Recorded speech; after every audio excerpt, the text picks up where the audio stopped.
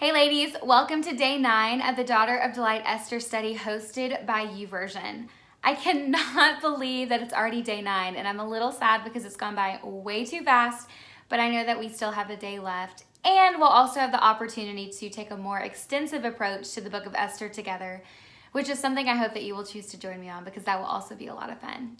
I wanted to say thank you so much for everyone who showed up and journeyed with me through the book of Esther. I'm so incredibly grateful and I'm really excited for all the other plans that are in the works and hope that you will choose to join me in those as well.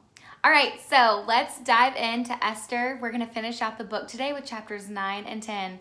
So pause this if you need to go and grab your Bible. Otherwise, let's get started. Esther chapter 9. The Jews destroy their enemies. Now in the 12th month, which is the month of Adar, on the 13th day of the same, when the king's command and edict were about to be carried out, on the very day when the enemies of the Jews hoped to gain the mastery over them, the reverse occurred. The Jews gained mastery over those who hated them. The Jews gathered in their cities throughout all the provinces of King Ahasuerus to lay hands on those who sought their harm, and no one could stand against them, for the fear of them had fallen on all peoples. All the officials of the provinces and the satraps and the governors and the royal agents also helped the Jews, for the fear of Mordecai had fallen on them. For Mordecai was great in the king's house, and his fame spread throughout all the provinces, for the man Mordecai grew more and more powerful. The Jews struck all their enemies with the sword, killing and destroying them, and did as they pleased to their enemies with the sword. Let's repeat verse 5. The Jews struck all their enemies with the sword, killing and destroying them, and did as they pleased to those who hated them.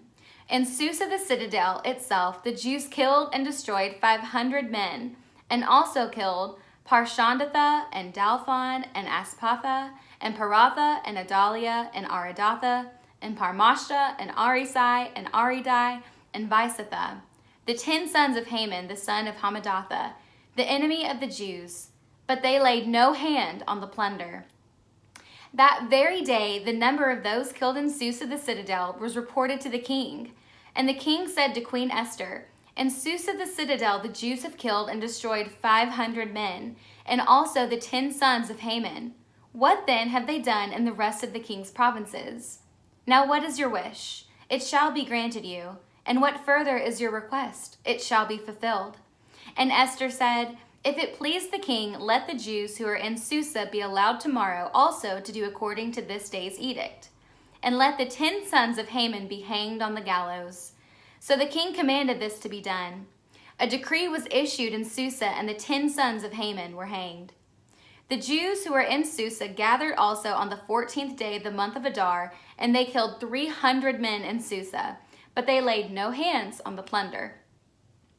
Now the rest of the Jews who were in the king's provinces also gathered to defend their lives, and got relief from their enemies and killed 75,000 of those who hated them. But they laid no hands on the plunder. This was on the 13th day of the month of Adar, and on the 14th day they rested and made that day a feasting and gladness. But the Jews who were in Susa gathered on the 13th day and on the 14th, and rested on the 15th day, making that a day of feasting and gladness. Therefore the Jews of the villages who live in the rural towns hold the 14th day of the month of Adar as a day for gladness and feasting, as a holiday, and as a day on which they send gifts of food to one another. The Feast of Purim inaugurated.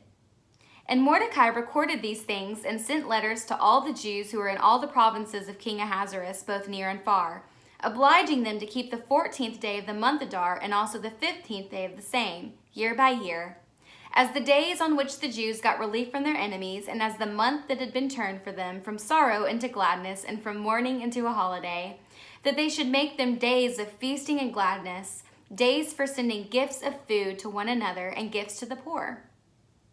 So the Jews accepted what they had started to do and what Mordecai had written to them.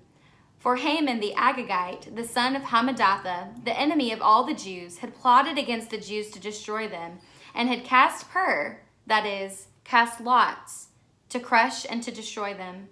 But when it came before the king, he gave orders in writing that his evil plan he had devised against the Jews should return on his own head, and that he and his sons should be hanged on the gallows. Therefore they called these days Purim, after the term pur.